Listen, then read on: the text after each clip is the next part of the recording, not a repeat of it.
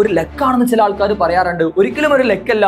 ഞാൻ പറഞ്ഞു എല്ലാ ദിവസവും ഒരുപോലെ പഠിക്കുക.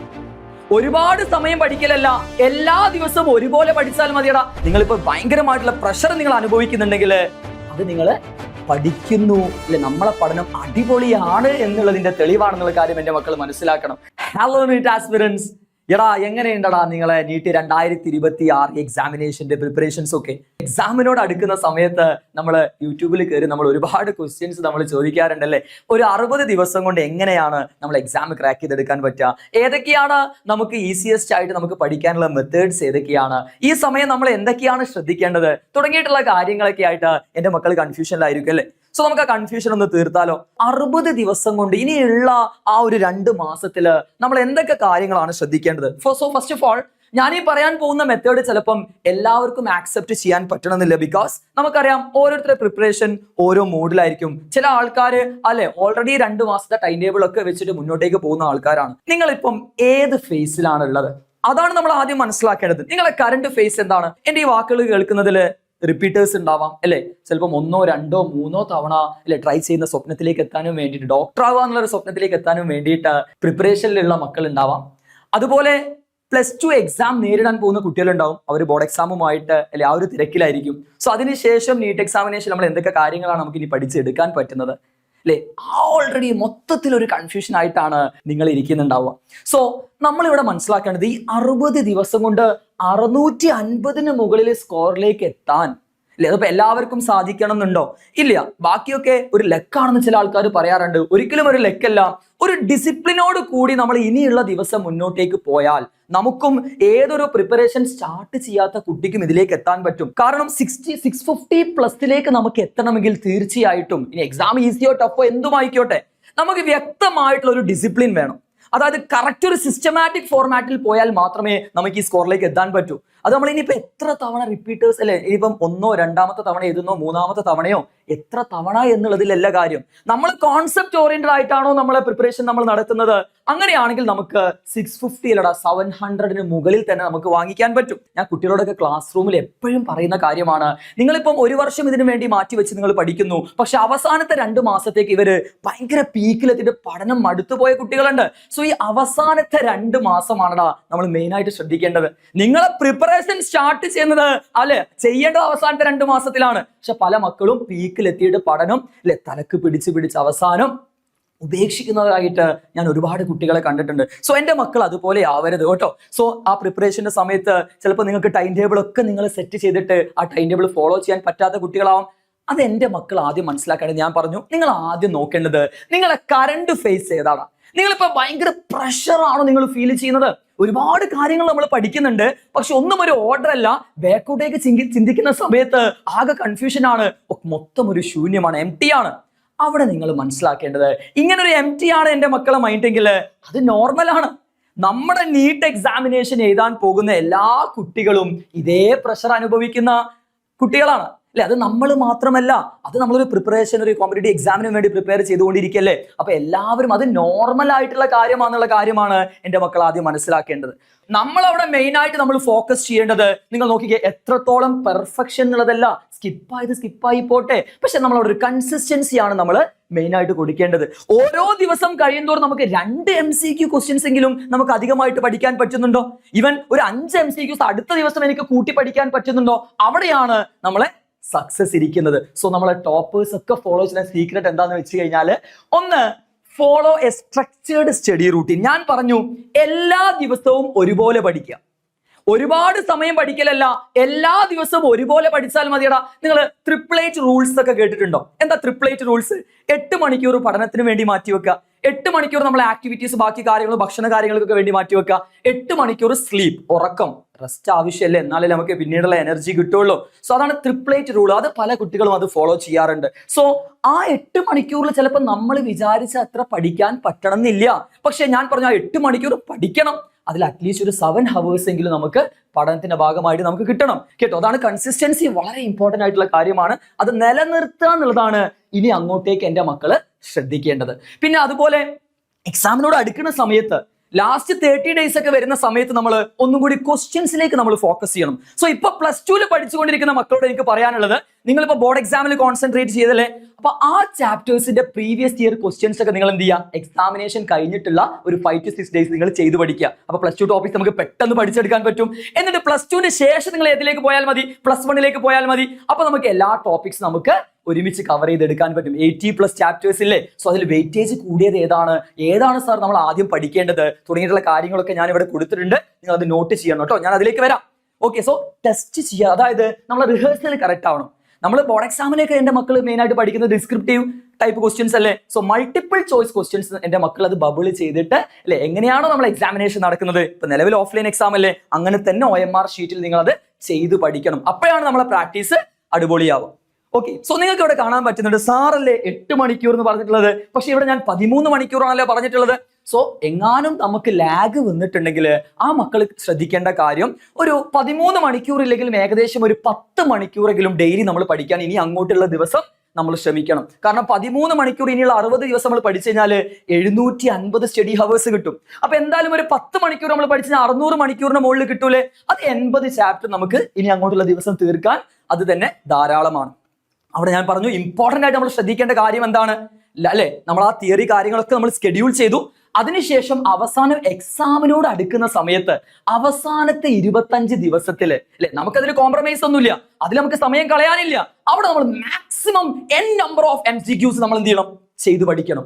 അതിൽ നമ്മൾ ഏറ്റവും ഇമ്പോർട്ടന്റ് ആയിട്ട് 3 hours പേപ്പർ + 2 hours അനാലിസിസ്. നിങ്ങൾ എക്സാമിന്റെ പേപ്പർ നിങ്ങൾ 3 മണിക്കൂർ അത് ചെയ്തു നോക്കണം. എന്നിട്ട് എന്താണോ തെറ്റ് വന്നത് അതിന്റെ കോൺസെപ്റ്റ് നമ്മൾ അവിടെ അതിന് ആൻസർ എന്താണെന്ന് ചെയ്ത് പഠിക്കുകയും വേണം. നിങ്ങളൊന്ന് ആലോചിച്ച് നോക്കൂ, ഡെയിലി ഞാനൊരു 100 MCQ പ്രാക്ടീസ് ചെയ്യുന്നു. അപ്പൊ 60 ദിവസം പ്രാക്ടീസ് ചെയ്ത 6000 MCQ ആയില്ലടാ. ഇതിൽ നിന്നുള്ള 150 MCQs ടൈപ്പ് ഒക്കെ അല്ലേ നമുക്ക് എക്സാമിന് ചോദിക്കൂ. സോ എക്സാമിന് ചോദിക്കുന്ന ക്വസ്റ്റ്യൻസ് ഏത് ടൈപ്പാന്നുള്ളതാണ് നമ്മൾ ആദ്യം മനസ്സിലാക്കേണ്ടത്. ഓക്കെ, സോ അതുപോലെ ടോട്ടൽ ക്വസ്റ്റ്യൻസ് ഞാനിവിടെ ജസ്റ്റ് ഒരു എക്സാമ്പിളിന് വേണ്ടി കൊടുത്തതാണ്. നിങ്ങൾ 25 അവസാനത്തെ ഒരു മാസത്തിനടുത്ത് ഒരു ദിവസം നിങ്ങൾ 180 25 ദിവസം ഓരോ സെറ്റ് പേപ്പർ ചെയ്യുകയാണെങ്കിൽ തന്നെ 5000ന്റെ അടുത്ത് ക്വസ്റ്റ്യൻസ് നിങ്ങൾ ചെയ്ത് കഴിഞ്ഞു. അപ്പൊ 5000 ടൈപ്പ് ക്വസ്റ്റ്യൻസ് ആണ് നിങ്ങൾ അവിടെ ചെയ്ത് പഠിക്കുന്നത്. സോ PYQs ചെയ്യുന്നതിൽ ഭയങ്കര ഇമ്പോർട്ടൻസ് ഉണ്ട്. എന്താണെന്ന് വെച്ച് കഴിഞ്ഞാൽ റിപ്പീറ്റ് ആയിട്ട് നമുക്ക് ചില ക്വസ്റ്റ്യൻസ് ചോദിക്കാറുണ്ട്, അല്ലെങ്കിൽ ആ കോൺസെപ്റ്റ് റിലേറ്റഡ് നമുക്ക് ചോദിക്കാറുണ്ട്. സോ കോൺസെപ്റ്റ് മനസ്സിലാക്കുക എന്നുള്ളതാണ് ഏറ്റവും ഇമ്പോർട്ടന്റ്. ഈ 60 ദിവസത്തിൽ A to Z നമുക്ക് ഇനി ഫസ്റ്റ് മുതൽ പഠിക്കാൻ പറ്റുമെന്ന് ചോദിച്ചാൽ ഒരിക്കലുമില്ല. നമ്മൾ പഠിച്ച കാര്യത്തിന് ഒന്നുകൂടിയും അടിപൊളിയാക്കി എടുക്കാനേ നമുക്ക് പറ്റുള്ളൂ. ഓക്കെ, സോ നമ്മൾ എവിടെ തുടങ്ങണം മക്കൾ?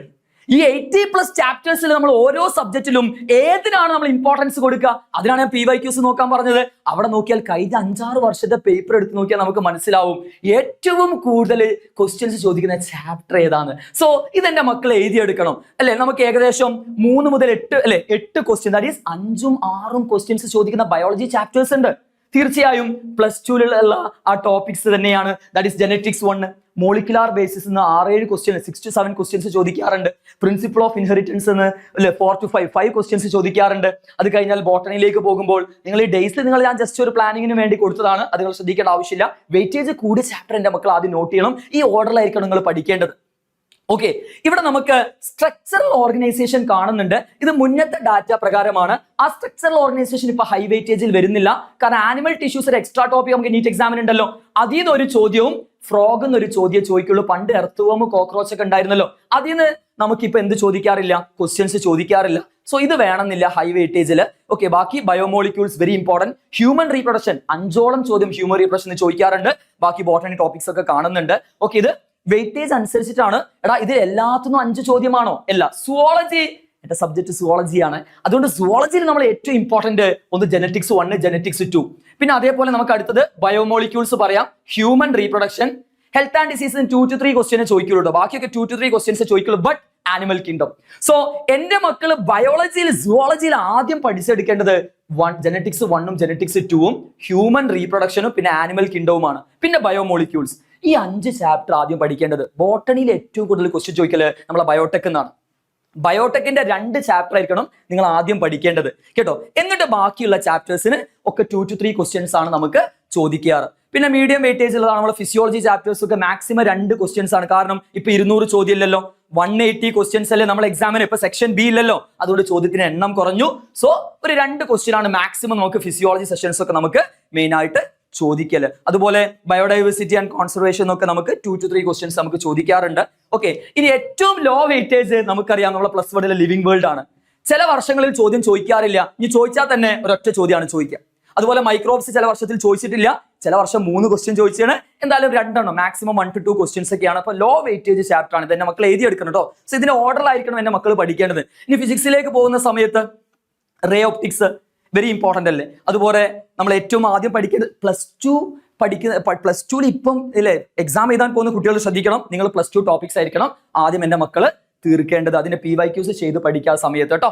ഓക്കെ, ഏത് സമയത്ത് നിങ്ങൾ എക്സാമിനേഷൻ കഴിഞ്ഞതിന് ശേഷം +2 ഒന്നും കൂടി നിങ്ങൾ റിവൈസ് ചെയ്യൂലേ, എന്നിട്ട് PYQs ചെയ്തെടുത്താൽ മതി. ഓക്കെ അല്ലേ. ഇലക്ട്രോസ്റ്റാറ്റിക്സ് 1, ഇലക്ട്രോസ്റ്റാറ്റിക്സ് 2 അതിലേക്ക് നിങ്ങൾ കോൺസെൻട്രേറ്റ് ചെയ്യുക. പിന്നെ സ്ട്രേറ്റ് ലൈനും പ്ലെയിനും ലോസ് ഓഫ് മോഷൻ നമ്മളെ +1 അത് വളരെ ഇമ്പോർട്ടന്റ് ആണ്. സോ ഇതാണ് നമുക്ക് ഫിസിക്സിൽ ഹൈ വെയിറ്റേജ് ആയിട്ട് വരുന്നത്. അതുപോലെ നമുക്ക് മീഡിയം വെയിറ്റേജ് ആയിട്ട് വരുന്നത് EMIയും AC-യും അതുപോലെ ഫ്ലൂയിഡ്സ് ഒക്കെ അല്ലേ, വേവ് ഓപ്റ്റിക്സ് ഇതൊക്കെയാണ് നമുക്ക്, വേവ്സ് ഒക്കെയാണ് നമുക്ക് മെയിനായിട്ട് മീഡിയം വെയിറ്റേജ് നമുക്ക് പറയാൻ പറ്റും. എൻ്റെ മക്കൾ ഇത് സ്ക്രീൻഷോട്ട് എടുത്തിട്ട് നിങ്ങളിത് എഴുതി വെച്ചാലും മതി കേട്ടോ. ഇനി നമ്മൾ കെമിസ്ട്രിയിലേക്ക് പോകാണെങ്കിൽ നമുക്കറിയാം ഒരുപാട് ചാപ്റ്റേഴ്സ് ഡിലീറ്റഡ് അല്ലേ, പണ്ടത്തെ അത്ര പഠിക്കാനുണ്ടോ? ഇല്ല. പക്ഷെ അവിടെ ഓർഗാനിക് കെമിസ്ട്രി അപ്ലിക്കേഷൻ ലെവലിൽ ചോദിക്കാറുണ്ട്. സോ ആ ടൈപ്പ് MCQs എൻ്റെ മക്കൾ ചെയ്ത് പഠിക്കണം കേട്ടോ. ജനറൽ GOC എന്നൊക്കെ പറയാറുണ്ട്, that is general organic chemistry. Okay, chemical bonding, thermodynamics, ഇതാണ് ഹൈ വെയിറ്റേജ് ചാപ്റ്ററിന്റെ കെമിസ്ട്രിയിലുള്ള ലിസ്റ്റ് നമുക്ക് പറയാൻ പറ്റും. അതുപോലെ ലോ വെയിറ്റേജ് ഏതൊക്കെയാണ് നമ്മൾ തിയറി അല്ലേ, ദാറ്റ് ഈസ് ഇനോർഗാനിക്കിന്റെ ഭാഗത്ത് ബയോമോളിക്യൂൾസ് പറയാം. ബയോമോളിക്യൂൾസ് നമ്മൾ സുവോളജിയിലും പഠിക്കുന്നില്ലടാ അല്ലേ. അതിന്റെ കെമിക്കൽ ആസ്പെക്ട് കെമിസ്ട്രി, അതായത് ഒരുപാട് സ്ട്രക്ചർ നമ്മൾ അവിടെ പഠിക്കുന്നുണ്ട്. അതുപോലെ quantitative and qualitative practical chemistry നമുക്ക് ക്വസ്റ്റ്യൻസ് ചോദിക്കാറുണ്ട്. പിന്നെ റെഡോക്സ് റിയാക്ഷൻ, ഇതാണ് കെമിസ്ട്രിയിലെ ലോ വെയിറ്റേജ് ചാപ്റ്റർ ആയിട്ട് നമുക്ക് സംസാരിക്കാൻ പറ്റുന്നത്. ഓക്കെ അല്ലേ. സോ നമ്മൾ ഇനിയുള്ള 60 ദിവസം നമ്മൾ ശ്രദ്ധിക്കേണ്ട മെയിൻ പോയിന്റ്സ് എന്തൊക്കെയാണ്? ഞാൻ ആദ്യമേ സംസാരിച്ച കാര്യമാണ്, കൺസിസ്റ്റൻസിയാണ്. എല്ലാ ദിവസവും നിങ്ങൾ ഒരുപോലെ പഠിച്ചാലും മതി. നിങ്ങൾ റെസ്റ്റ് എടുത്തോ, പക്ഷേ MCQ പ്രാക്ടീസ് ചെയ്യാതെ വെറുതെ തിയറി മാത്രം പഠിച്ചിട്ട് കാര്യമുണ്ടോ? ഇല്ല. ഇനി അങ്ങോട്ടേക്ക് നമുക്ക് ട്രിക്സ് ആണ് നമ്മൾ യൂസ് ചെയ്യേണ്ടത് അല്ലെ. ഷോർട്ട് ടൈമിൽ നമുക്ക് എന്തൊക്കെ കാര്യങ്ങൾ, റിപ്പീറ്റഡ് റിവിഷൻ ഒക്കെ നമ്മൾ അതിന്റെ കൂടെ ഇൻക്ലൂഡ് ചെയ്യണം. ഓരോ ചാപ്റ്റർ പഠിക്കുമ്പോഴും ആ ചാപ്റ്റർ പിറ്റേ ദിവസം ജസ്റ്റ് നമുക്ക് മറച്ചു നോക്കാൻ പറ്റണം, കൈ വിറയ്ക്കാതെ. അങ്ങനെയാണ് പഠിക്കുന്ന ഒരു കുട്ടിയാണെങ്കിൽ നിങ്ങൾക്ക് എക്സാമിന്റെ തലേ ദിവസം 80 ചാപ്റ്റേഴ്സ് പഠിക്കാൻ 10 മണിക്കൂർ മതിയാവും, ജസ്റ്റ് ഇങ്ങനെ മറിച്ചു നോക്കാൻ. എല്ലാം എന്തൊക്കെയോ പഠിച്ചതായിട്ട് നമുക്ക് തോന്നും. സോ ഞാൻ ഒന്നുകൂടി റിപ്പീറ്റ് ചെയ്യുന്നു, നിങ്ങളിപ്പോൾ ഭയങ്കരമായിട്ടുള്ള പ്രഷർ നിങ്ങൾ അനുഭവിക്കുന്നുണ്ടെങ്കിൽ അത് നിങ്ങൾ പഠിക്കുന്നു അല്ലെ, നമ്മളെ പഠനം അടിപൊളിയാണ് എന്നുള്ളതിന്റെ തെളിവാണെന്നുള്ള കാര്യം എൻ്റെ മക്കൾ മനസ്സിലാക്കണം. ഓക്കെ, സോ ഷോർട്ട് ടൈമിൽ നമുക്ക് പഠിച്ചെടുക്കാൻ RK ക്ലാസ്സസ് നിങ്ങളെ മുന്നിലേക്ക് വരുന്നുണ്ട്. RK Next നിങ്ങൾക്ക് ആപ്പ് അവൈലബിൾ ആണ്, നിങ്ങൾക്ക് പ്ലേ സ്റ്റോറിൽ ഡൗൺലോഡ് ചെയ്തെടുക്കാൻ പറ്റും. സോ അവിടെ നമുക്ക് ഒരുപാട് റെക്കോർഡഡ് ക്ലാസ്സസുകൾ അവിടെ അവൈലബിൾ ആണ്. പിന്നെ ഓരോ ദിവസവും വ്യക്തമായിട്ട് പ്ലാനോട് കൂടിയായിരിക്കും നമ്മൾ മുന്നോട്ടേക്ക് പോകുന്നുണ്ടാവുക. ആ ഷോർട്ട് ടൈമിൽ നമുക്ക് ആ ഒരു ചുരുങ്ങിയ ദിവസം കൊണ്ട് നമുക്ക് ലൈവ് ക്ലാസ്സസ് കാര്യങ്ങളൊക്കെ ഏതൊക്കെയാണ് ഇമ്പോർട്ടൻറ്റ് ക്വസ്റ്റ്യൻസ് കാര്യങ്ങളൊക്കെ നിങ്ങൾക്ക് തരാൻ പറ്റും. ആ ഒരു ചുരുങ്ങിയ സമയത്തുള്ള പേഴ്സണൽ മെന്റർഷിപ്പ് കാര്യങ്ങളൊക്കെ നിങ്ങൾക്ക് അവിടെ പ്രൊവൈഡ് ചെയ്യുന്നതായിരിക്കും കേട്ടോ. സോ താല്പര്യമുള്ള കുട്ടികൾ ഇതിലേക്ക് ജോയിൻ ചെയ്യാം. സോ ഇനി അങ്ങോട്ടേക്ക് എന്തൊക്കെയാണോ എൻ്റെ മക്കൾക്ക് ആവശ്യം, ഇപ്പൊ ലൈവ് സെഷനിലൂടെയാണോ, എന്തൊക്കെയാണോ നിങ്ങൾക്ക് നീറ്റ് എക്സാമിന് വേണ്ടി ആവശ്യം, അത് തീർച്ചയായും നിങ്ങൾ കമന്റിലൂടെ നിങ്ങൾ അറിയിക്കണം കേട്ടോ. എന്നാലല്ലേ നമ്മൾ അറിയുള്ളൂ. സോ കമന്റിലൂടെ നിങ്ങൾ അറിയിക്കണം നിങ്ങൾക്ക് എന്താണ് ഈ സമയത്ത് ആവശ്യം, അത് നിങ്ങൾ കമന്റിലൂടെ അറിയിക്കുക. മറ്റൊരു അപ്ഡേഷനുമായിട്ട് നമുക്ക് കാണാം. ഓക്കെ, സോ നിങ്ങൾ ഈ ചാനൽ ഫോളോ ചെയ്യാം. ഒരുപാട് ലൈവ് ക്ലാസ്സസുമായിട്ട് നമ്മൾ നിങ്ങളുടെ മുന്നിലേക്ക് വരുന്നുണ്ട്. സോ നമുക്ക് അടിപൊളിയായിട്ട് പഠിക്കാം. നിങ്ങൾ റെഡിയല്ലേ? സോ ഓൾ ദി ബെസ്റ്റ് മക്കൾസ്. Bye by.